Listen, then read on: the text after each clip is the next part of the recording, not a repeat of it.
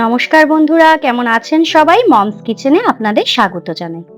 আমি আজকে আমার ছাদের ওপরে যে পুঁইশাক গাছ হয়েছিল সেই গাছ থেকে কটা ডাল আমি কেটে নিয়েছি। কি সুন্দর কচি ডগাগুলো, একদম টাটকা গাছের থেকে কাটা। ছাদে অনেক পুঁইশাক গাছ হয়েছে, প্রচুর পুঁইশাক গাছ হয়েছে। পুঁই মিটুলিও আমরা খাই, আপনারা কেউ খান নাকি আমাকে কমেন্ট করে জানাবেন। খুব সুন্দর পুঁইশাক গুলো হয়েছিল, আমি সেই শাকগুলোকে কিছুটা বেশ কিছুটা কেটে নিয়েছি। আপনাদেরকে আমি একদিন আমার ছাদের বাগানে নিয়ে যাব, আপনাদেরকে দেখাবো আমার ছাদে কত রকমের গাছ আছে। আজকে এই পুঁই শাকটা পেয়েছি, এই পুঁই শাক দিয়ে আজকে রেসিপিটা করব। মাছের মাথাও রয়েছে ফ্রিজে বেশ কিছুটা, সেই মাছের মাথা, মাছের তেল অনেকখানি রয়েছে, সেগুলো দিয়েই আজকে রেসিপিটা আমি করব। আর দেখুন, বাগানের থেকে বেগুনটাও আমি তুলে নিয়ে এসেছি। আমার বেগুন গাছে বেগুনগুলোও হয়েছিল, তাই একটা তুলে নিয়ে এসেছি। তাহলে চলুন রান্নাটা শুরু করি। পুঁই শাক দিয়ে মাছের মাথা দিয়ে তরকারি। শাকগুলোকে আমি সুন্দর করে ছোট ছোট টুকরো করে কেটে নিয়েছি, ডাঁটাগুলোকে আলাদা করে কেটে নিয়েছি।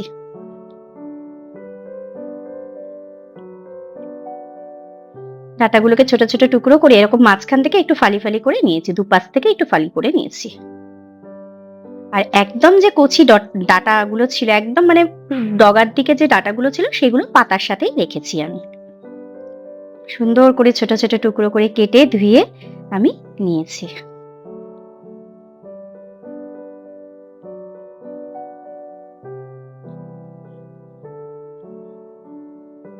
এই যে ছোট ছোট টুকরো করে বেগুনগুলোকে কেটে নিয়েছি, কিছুটা কুমড়ো নিয়েছি আর কিছুটা আলুও নিয়েছি আমি।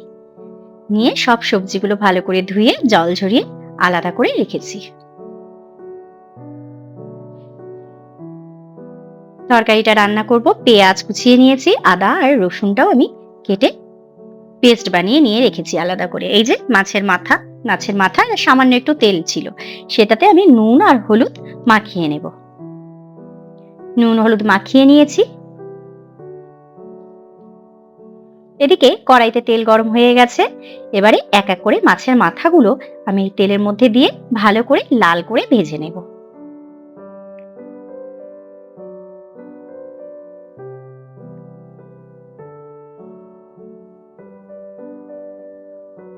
লাল লাল করে ভেজে নিয়েছি আমি।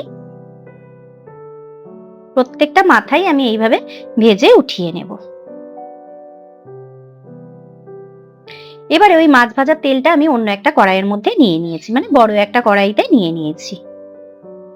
পাঁচফোড়ন দিয়ে দিচ্ছি এই তেলটার মধ্যে, গরম তেলটার মধ্যে। পাঁচফোড়নটা একটু ভালো করে ভেজে নিচ্ছি, যাতে যতক্ষণ না গন্ধটা উঠছে পাঁচফোড়নের ততক্ষণ আমি একটু ভেজে নিচ্ছি। এবারে ওই পাঁচফোড়নের মধ্যে আমি কেটে রাখা আলুগুলো দিয়ে দিলাম, কুমড়োগুলো দিয়ে দিচ্ছি এবং বেগুনগুলো আমি দিয়ে দিচ্ছি।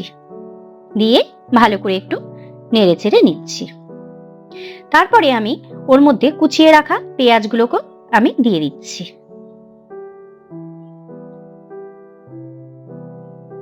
সব সবজি এবং পেঁয়াজটা আমি খুব ভালো করে লাল করে একটু ভেজে নেব। লাল লাল করে ভাজা হয়ে গেছে, এবার এর মধ্যে আমি কেটে রাখা পুঁই শাকের ডাঁটাগুলো দিয়ে একটু ভেজে নিচ্ছি।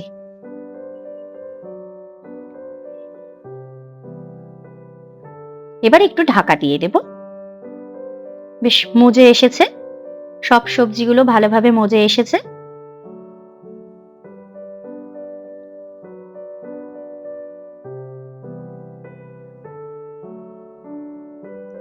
এইবারে আমি যে আদা আর রসুনটা বেটে রেখেছিলাম সেই বাটার মিশ্রণটাও আমি এর মধ্যে দিয়ে দিচ্ছি। দিয়ে ভালো করে একটু কষিয়ে নেব। এইবারে এর মধ্যে আমি পরিমাণ মতো হলুদ দিয়ে দিচ্ছি এবং স্বাদ অনুযায়ী লঙ্কার গুঁড়ো আমি এর মধ্যে দিয়ে দিচ্ছি। আর দিচ্ছি লবণ, স্বাদ অনুযায়ী লবণ। লবণটা আমি খুব বেশি আগে দিইনি, প্রথমে বুঝে লবণটা দিতে হবে। প্রথমে অল্প দিয়েছি, তারপরে আবার লাগলে দেব। এবার ঢাকা দিয়ে বেশ কিছুক্ষণ কষিয়ে নিচ্ছি। দেখুন কত জল বেরিয়েছে।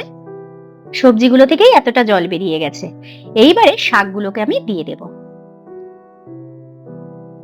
মশলাটাকে খুব ভালো করে কষিয়ে না নিলে আবার মশলা থেকে গন্ধ বেরাবে, সেই জন্য খুব ভালো করে কষিয়ে নিয়েছি।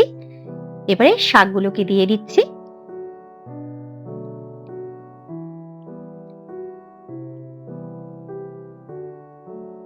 শাকটাকে দিয়ে এবারে আমি এটাকে ঢেকে দেব। ঢেকে দিলেই শাকটা থেকে অনেকটা জল বেরাবে, জল বেরিয়ে শাকটা একটুখানি হয়ে যাবে। মাঝে মধ্যে ঢাকনাটা খুলে আমি আবার ভালো করে একটু নেড়ে দিচ্ছি।